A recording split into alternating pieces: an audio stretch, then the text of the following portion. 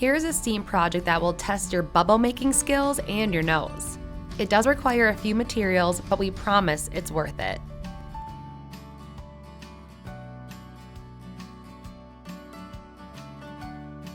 You will need a clear egg carton, unscented dish soap, essential oils, food coloring, bottles or jars with lids, scissors, wire or pipe cleaners, wire cutters, and water. First, you must cut the egg carton along the hinge to create 2 separate pieces. Mix the 6 cups of water with 1 cup of dish soap and stir until all is combined.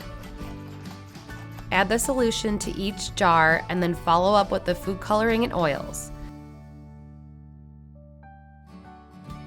Make different shaped bubble wands with the wire, ensuring they will fit into the jar. Pour the solution into the egg compartment, encourage your child to smell each color, and then start making bubbles.